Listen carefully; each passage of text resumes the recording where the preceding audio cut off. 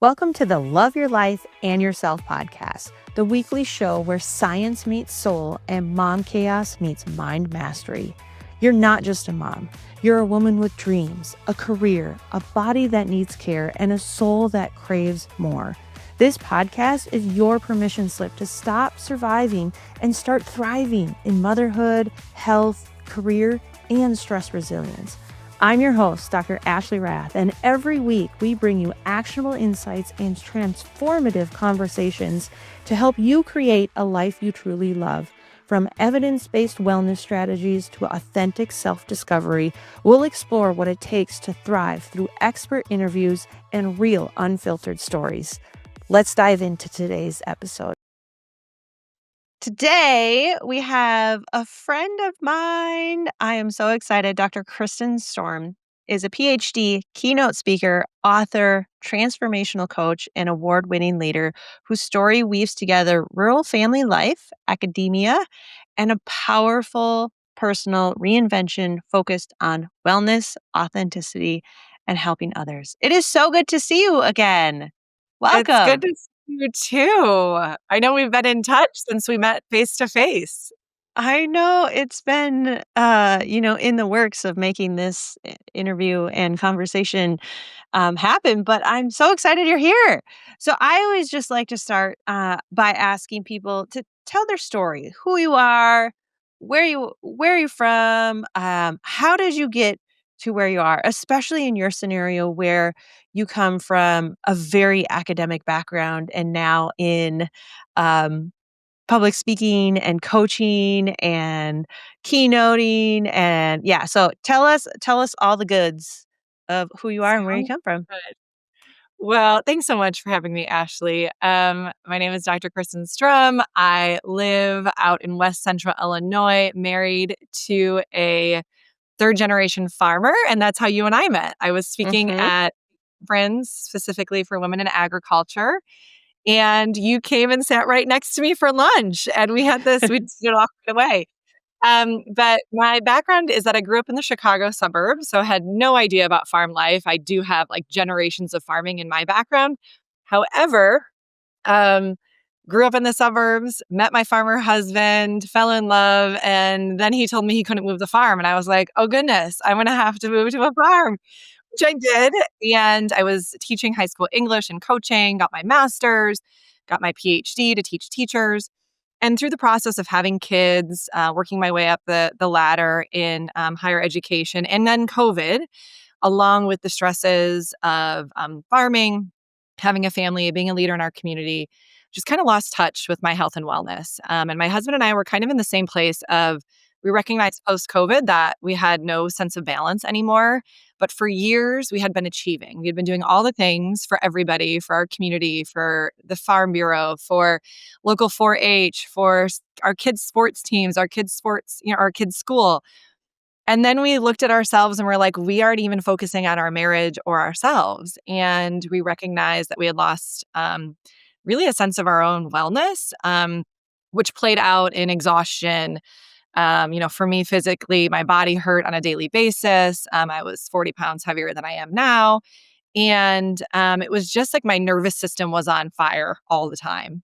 But in the meantime, I found myself in like my dream job as a professor and trying to balance things and not doing a good job at all. Like I had no boundaries anymore. I used to be really good at boundaries, but then I lost them due to COVID and working from home and having kids home on virtual classes. And then, the world opened back up and it was like we were supposed to go back to normal, but it wasn't really normal, right?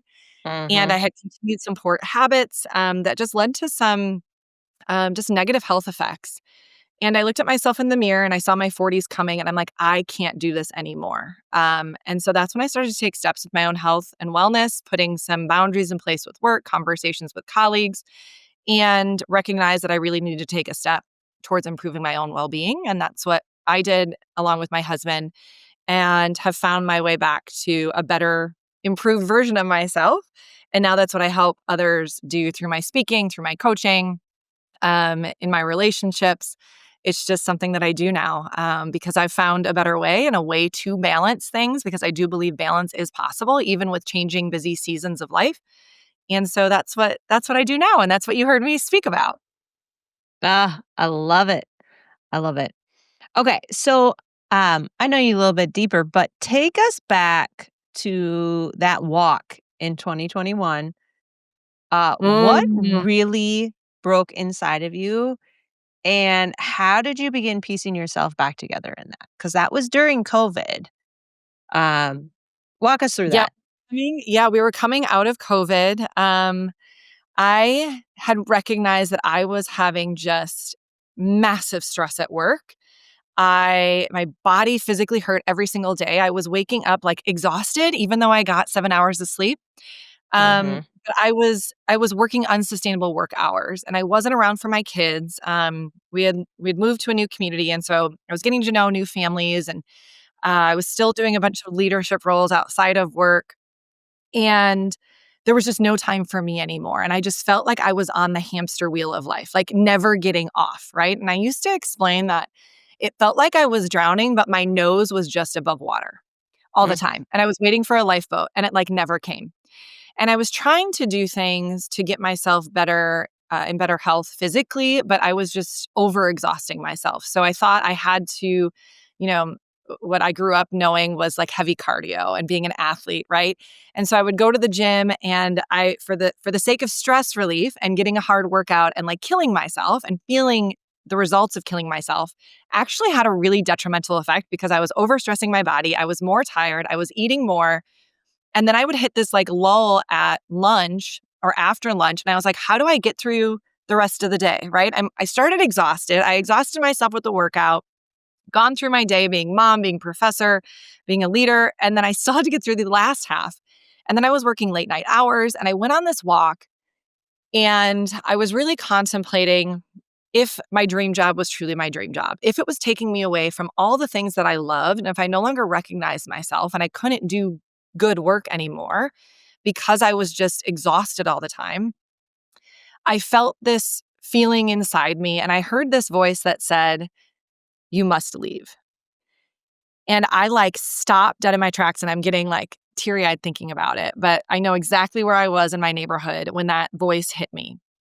And I like held onto my knees, started hyperventilating, and I was like, I must leave. But I don't know what that looks like. If this is what I've been working mm, on to get to be a professor at my dream job, how can I leave? I'd sacrificed so much of my time, my energy, my life, my kids' childhood. And that's when I realized I was out of alignment. Like I had to leave to get myself back in alignment. And so in the process, I'd been making some changes at work to try to find balance. I was having conversations with my supervisors, with colleagues. I was trying to put boundaries in place. I was trying to make that job work. And I realized that I couldn't the way that it was functioning at the time. And that's where that voice came from of like, Kristen, you have to leave. And I came home from the walk and I told my husband, I think I need to leave and I need to listen to it. And from then on, I took steps to put that process in place and have more conversations with administration of, look, this is where I'm at. And unless these changes are made, I am going to leave. And so that's that walk. And I knew, and what the crazy thing is there were like multiple, and I've heard this of people that take big risks in their life, mhm. that there were multiple opportunities for like the parachute or the something that catches you, right? Like the colleagues Yeah. that are like, well, we'll make changes. We'll do this for you. We'll do this for you. And that seemed enticing, but because of that voice and that inner feeling that I had to leave. I had to figure it out. I had to follow it. And I knew that I had to trust that feeling. Mm. Yeah, I think a lot of people can relate to that. Like we get comfortable and we go to the same job, we show up every day. We do a pretty good job for the most part, but like that fulfillment, that joy, that energy is just not there. And I think the one word that comes to my head when I think of that story is identity. I mean, you Mm, had a stable academic track going and you had identified as this professor, highly educated, like, like well manicured, like you had this dream job and this identity attached to it. And I have a similar story, but that it comes when I became a mom of like I was this career woman. I had no idea what happened when God blessed me with my first child. So, uh, I can totally relate to your story. And again, the word identity comes up. So, what identity did you have to bury, or Mm. how did you really manage this shift of identity transitioning Oh. to become the version of you now? Yeah, I would say I had to start to figure out who the future version of me was. Like, the future version of me Mm, always was the woman that had the PhD, that had the job in higher education, that was publishing, teaching, helping teachers develop before they became teachers, right?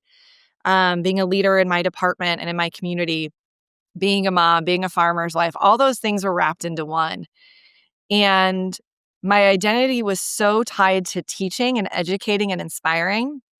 And I had a friend say when I left, she said, Kristen, you're a teacher at heart, but that doesn't mean you have to teach in a classroom. mm, mhm, And it hit me that I can teach people, if I can figure it out for myself, I can teach people how to have a more balanced life and how to take steps towards improved wellness, but I had to figure it out first. And absolutely. when I started to take those steps, um, I realized that my identity then still was one of a teacher, someone that inspires, someone that uses speaking and writing to teach and inspire in a different way, but it wasn't necessarily in a college or a high school classroom, right? And so I'm still doing that today through my website's journal, which is like, a blog. I'm doing it through my speaking and my workshops. I work with teachers through professional development. I work with companies and organizations on work life balance, health, and wellness. And so I'm still teaching, I'm still inspiring, and I'm still writing about it. It's just a little different. It's in a different Mhm, environment. And the identity work, though, had to turn inward. And I really had to dig deep in terms of who is this woman that I aspire to be? Because at the time I saw myself, and I did this reflection exercise, and it's something that I encourage a lot of people to do, is like, look at the woman or the individual you want to be now, right? Like, what's your dream state? But what's your current state? Like, hold the mirror up and figure out and ask yourself, am I living the life that I desire right now? In all the roles that I play and how I feel on a daily basis, where I spend my time, where I put my energy, who I'm spending my time with. And if it doesn't align, then we have to take steps to that version of yourself. And that's where I had to start to do that work. mm. Do you feel like that when I think of that question, I love that question, by the way, and I feel like I ask that almost on a weekly basis, as I kind of plan my week of like, yes, what do I have to get done? What are my goals I want to achieve? But like, is this aligned? And I may not be able to change that right this second, but Mhm. working towards, more time, financial freedom, etc. Like, how do I make the steps today to do that?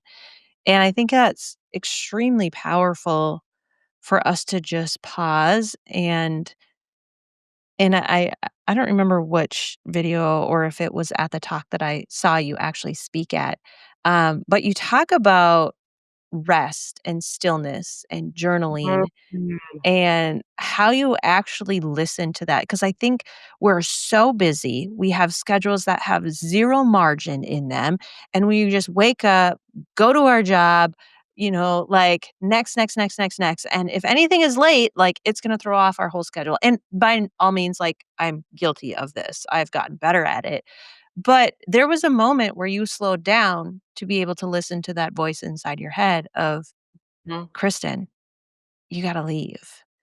Like, talk to me about how to how to even start that in a world Yeah. that just has no margin for anything else. Yeah. The way I personally started, that I suggest as an option, is to start your morning the way that you desire to start your morning. So Mm, previously, I'd wake up at my alarm and I'd hit the gym. Like, that's what I would do. And it was like, go, go, go. And the days that I didn't do that, I'd wake up and feel like I was behind already, getting my kids ready, myself ready, packing everything out the door. And then, of course, I'd like forget something, right? Or I'd forget my coffee. That was like a bad day where it was like, I didn't even use my coffee. It's still on the That counter. Like anybody can is a relate. bad day. Bad day. And what I started with was if I want to have more peace and quiet and stillness in my day, like just to myself, because I never felt like I had time for myself. It's like those memes that you see where the kids' fingers are like underneath the bathroom door, like they still find you, Uh-huh. right? Uh-huh. I needed to start my morning before my family woke up in a quiet, peaceful state. And what Mhm. I developed was what I call my 10-minute power practice. And I still go back to that today. But in the most chaotic time of my life, I woke up 10 minutes early. I poured my coffee. And at first, I just sat there. And it's very awkward because your brain's going to be like, why aren't you doing something? Right? Yeah. This feels uncomfortable. Go, go, go, go. But I Mhm. needed to settle myself down. And then from there, I incorporated 3 research-based practices. So my 10-minute power practice is a brain dump. So you write down anything that comes to mind. It doesn't have to make sense. Set 3 intentions, like your 3 big rocks for the day, and then end with gratitude. And ending with gratitude has research-based. Yeah, Um, absolutely. it's research-based in terms of what it does to set you up for success for the day. And then I just ended it and then got on with getting my morning started. Doing that day after day, and again, at first it feels uncomfortable, led me to craving that practice, right? And then I paired it with like a walk. So I'd drop my kids at school and then I'd go on a quick walk and then I'd start my day. I really try to limit the amount of time I'm on my phone in the morning. But when I need to settle myself down, I have to get quiet with myself. But that first couple months of trying it, it is so darn uncomfortable. Mhm. Even trying to pair quiet with an activity that's normally not quiet. So think about like driving. Normally I listen to music or a podcast, but when I need to get quiet with myself or I'm feeling some misalignment or something I need to think on or pray on, I just drive in quiet. I did that actually yesterday. Like I drove in quiet. And at first I was like, well, I should be listening to a podcast. And I'm like, no, Kristen, you shouldn't. You should be quiet with yourself and just see what comes up. And same thing with my walks, right? So anytime that you can find some stillness and quiet, it's going to support you. It might not feel like it's working in the moment, but it will support you in the long run. And that's of any habit that you're trying to incorporate that's a healthy habit that you want to start to do in your daily life. I think that's super powerful, and quite honestly, I am the nerd that drives quiet all the time. Uh, my For you. mornings are either they sometimes are podcasts or, I would say informative things. Rarely do I actually listen to music in the morning unless the kids are with me Mhm. before I drop them off. Um, but I drive in silence all the time. My way home is always in silence. Sometimes in the morning, I'll put something like a podcast on, but yeah, it is such a reset, and you kind of can just organize your thoughts. Or sometimes what I will drive to practice gratitude. I'm just adding to what you're saying is I will start to notice because what brings us back to present time is like you said, gratitude. There's a ton of research around gratitude, and I will especially we live in Minnesota, and so the leaves right now are absolutely stunning in fall. And so I Mhm. try to notice the beauty around me even when I'm driving. It doesn't matter where, but right now it is so easy. The trees are yellow and orange and red, and the sky this morning was absolutely stunning. And I know if I was just like had other things going on, I wouldn't notice that. And so I think an easy tip is, like you said, is just hit the brakes, which is not easy for high achieving women to do, but It's it not plays. easy. Once you start to, Yes. right? You start Yes. because you feel different little by little. Mhm. That noticing is a mindfulness practice, right? It's the same thing like when we're so attached to technology that even on walks we might have our phone out, right? Or when our kids are home or at our kids sporting events, it's so easy just to pick up the phone and get distracted that we forget to notice and actually note what's going on around us that registers with our nervous system, right? And so the more that we can turn our attention to the beauty of nature or the different senses, things that we're seeing or listening or feeling against our skin. I know that sounds so strange, but it is a mindfulness practice and it Mm-hmm. gives you that mental reset. And I use that often as I work, especially working from home. If I need a mental reset in between different tasks after being hyper focused on one thing, I'll quickly go on a 5-minute little walk, distraction free, where I allow myself to tune into all the senses and turn my brain off so Yes. that I can come home, reset, and be ready to go again. And that's something that you can do in an office. It's something that you can do when you're feeling like your emotions building or the stress building. That reset is so important for us as we try to go throughout our day to move from one task to the next, and to balance ourselves, so that we can show up and do the work that we desire to do in the emotional mental state that we desire. Mm. Mm-hmm. You teach this a lot in your keynotes. You teach around burnout and resilience. What would you say is the biggest lie women are told about having it all, Mm, and these boundaries? And have you ever had that personally? yeah, I think thinking that we have to hustle to have it all, and Mm, that is the biggest lie. And mhm, I talked about this a lot, with women in my circles or in my coaching groups, and women in older generations too have said this to me.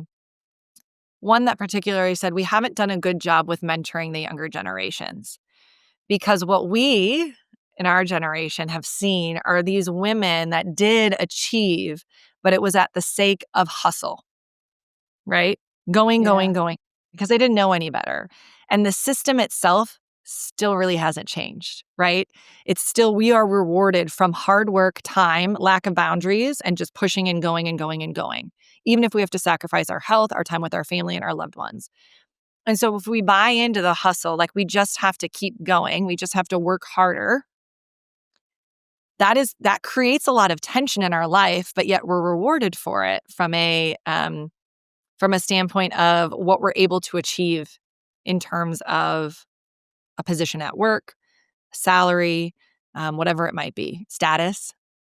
But when we can actually pause and take a step back and figure out how to work at true peak performance by putting wellness strategies in place so that we can operate at our best self and not hustle, it's almost as if the work becomes easier, smoother, with less tension.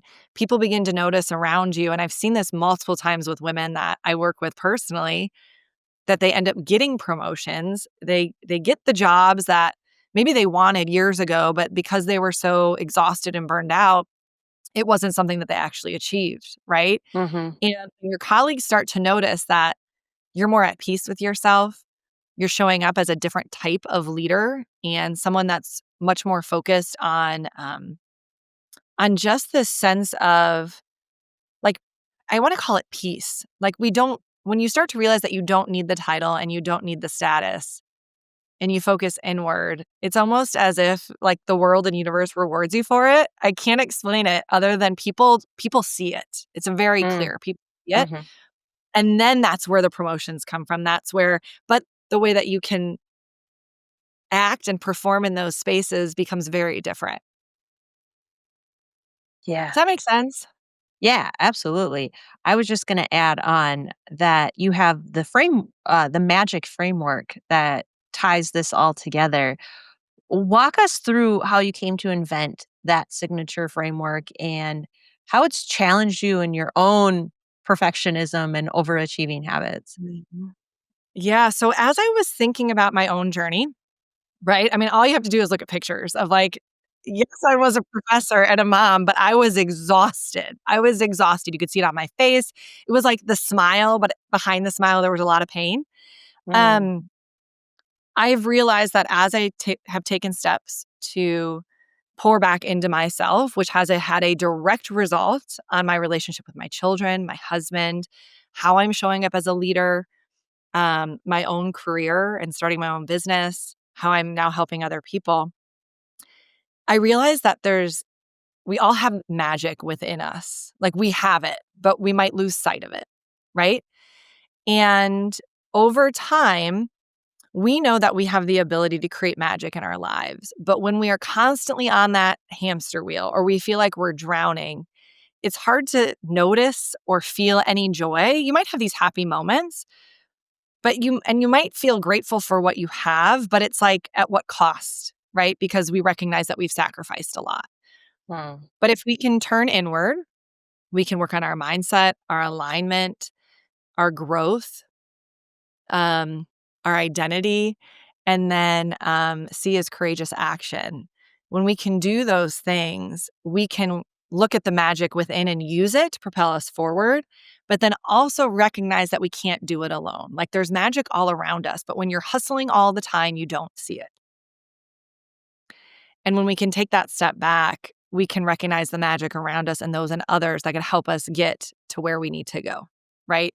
And so I say that the women that and the individuals that I know that have truly taken steps to improve their lives, they're not doing it alone, right? They have the support of a partner.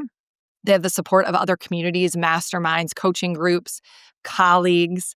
They work with individuals that can help them. They go to seminars. They go to conferences that have a focus on overall well-being to teach them those skills because it's not something that we're taught or that we inherently know unless you grew up that way. And so that idea of finding the magic within, but also looking out around can truly help us transform our everyday life experience. Hmm. That's so true. And I think that, like what we spoke of earlier, the only way to do that is to truly just slow down sometimes. Like, you're not going to notice the magic if you don't have margin for it. You're not going Yeah. to notice the beauty and the gratitude and the love, even from others, if you are just on your mission to get shit done for the day, right? I know I'm guilty of that Feel like sometimes. like, it feels good to, like, get the shit done and check the things off the list, but at the end of the day, if it's at the expense of sacrificing time Yeah. with people that you love and your own health or your marriage, then what why? Why even do it, right? Mm. Um, you hear about 'Cause or society tells us we have to, right? society Right? tells us we Social media tells us we have to, and then yeah, we make up stories. and then we make up stories that aren't necessarily, like, capital T truth, right? Correct. 100%. Like, whose story am I believing? What is the truth? And what is possible for me? And those questions I think are really important because I bought into the story that I told myself at 38 years old when I looked in the mirror, this is as good as it's going to get. I'm always going to live this way, and I'm just going to have to suffer through it. That was the Hmm. story I told myself because that's what I saw of people in my career of high achieving women who continued to sacrifice. And I did not like that story. Like that story sucked. Like who would Yeah. like that story? Nobody would, right? And so when I listened to myself, I was like, but what if that isn't the story? What if there's a different story? What if there's a different version of me that is healthy, that is fit, that is energized, that has time to spend with her kids, that is doing stuff every single day that lights her up? If that version of me is possible, I have to give her a chance. I have to give her a chance, right? But so often we buy into the lie that like this is as good as it's going to get. I'm almost 40, my good old days have passed. No, it's not, and we now know, and like research shows us, and that's the coolest thing about like brain research and health and wellness. What we know now is that these very small steps every day truly can change your trajectory. And we know that like food and movement and mindfulness practices and slowing down and nervous system resets, we know all these things truly can rewire our entire bodies so that we can live in a more healthy, balanced state. Mm. Yeah, I can just feel your passion on this side. I hope listeners can hear it and feel it too as you're speaking and you're getting fired up. It's like, "Yes! Like, Like, we it's can." possible. We can. Yes. And when you figure it out, it's like you want to scream from your front lawn, like, it's possible. Like it is Yes. possible. And I I think feel like too many sorry, go people ahead. think it, I was going to say too many people just think it's not. And so they Yeah. give up on themselves before they even start. Mm. Mhm. Or they've tried something but haven't really stuck with it for longer than 2 weeks because they didn't notice anything. They're like, "Well, that Mhm. doesn't work." And it's like, "Well, really? Like, how long have those old patterns been wired? You know? Let's give this a little try for Mm. longer than 2 weeks." So, I would love to hear your answer to this one is I feel like we are so aligned and we have this passion to just create a b a better world where people, like, truly just love life and themselves and, Mm. like, Yeah. have this joy and energy in themselves on a day-to-day basis. I mean, yes, we're all gonna have crap days, but, in the majority of the days, like, they're good and they're fulfilling. What keeps you up at night when you imagine the future of, us rural women or educators or your own kids or just women in general? What keeps me up at night? And maybe nothing actually keeps you up, but what's your fuel behind it? I want this world to be a better place, right? For my children, for myself, future generations. And the more that we as individuals can live life aligned as our best selves, each and every one of us, which I know is not possible, but along the way, you and Mhm. I and others are teaching. I mean, it is becoming cool, right? To work on personal development. Like back in the day, that was not cool. But the more that we can share our message to show that it's possible and to inspire people to make changes in their life, it is going to have a direct impact on their own circle, right? And so the Mhm. more that we can do that, the more we're going to impact our entire world. And what keeps me up at night is knowing that my children, other people's children, um, encounter so many different people and experiences in their life. But the more that they can interact with people that are good mentors, that are teaching and inspiring them, that are truly living out their purpose and finding alignment and hearing those messages on a daily basis, I know that's going to set them up for success. But Mhm. what scares me sometimes is that, sometimes all it takes is just that one bad apple, right? Or that friend or that adult.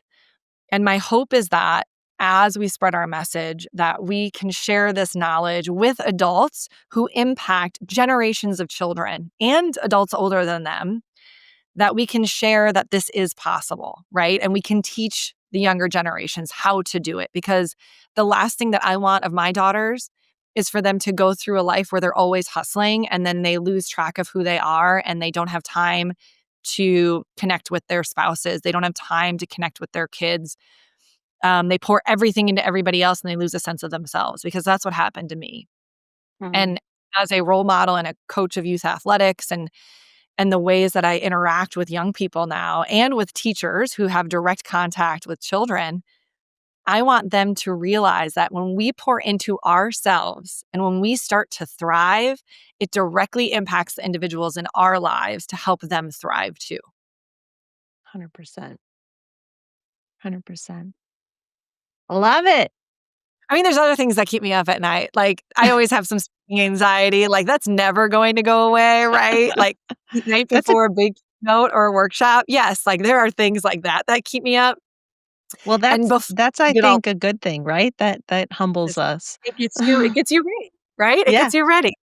Uh-huh. And before I did all this work, there was a lot that kept me up at night, but not anymore. I sleep pretty good. I sleep pretty Good. good. Good. All right. Where can listeners go to learn more about your work? You coach, you speak, you have courses, you I write. do. Where can we find you? Yeah, you can find me. Best place to go is my website, Dr. Kristen, Kristen, and then Strom, Strom.com. my journal has it's my blog, like the old school blog that I actually had one the first 10 years of being married to my farmer, called the Farm Notes from Little to Hinda. It was the way that I kept in touch because I didn't have social media. There was no smartphones, right? So it was Yeah. like write a blog post and then I'd email my email list being like, new blog post is up. See what happened on the farm this month, right? Cool. But that's my journal is my blog where I write about different health and wellness strategies and work-life balance that people, and part of my story's on there too. But it allows me to storytell, use research and action steps to help the reader take those steps in their life based on things that I know work. Um, my speaking and keynotes and workshops are on there.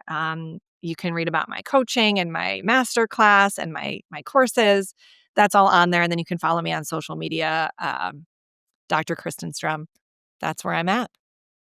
Awesome. I'll put it in the show notes too. Thank you so Awesome. much for joining me today. Yeah, this was a wonderful Appreciate it. way to start the day. Hey, love it. Thanks for tuning in to Love Your Life and Yourself. I hope today's episode gave you one more tool or one more truth to help you thrive in your health, happiness, and resilience. Remember, loving yourself isn't selfish, it's leadership. And it's the foundation for building a life that actually feels like yours. If this spoke to you, hit that follow button, leave a review, and send it to a friend who needs to hear it. And if you want to dive even deeper, grab a copy of my #1 best-selling book, Love Your Life and Yourself. It's the heart behind this podcast, and it's helped thousands of women step into a life they actually love. You can find it at drashleyrath.com or through the link in the show notes. Until next time, take care of you and keep choosing to love your life and yourself.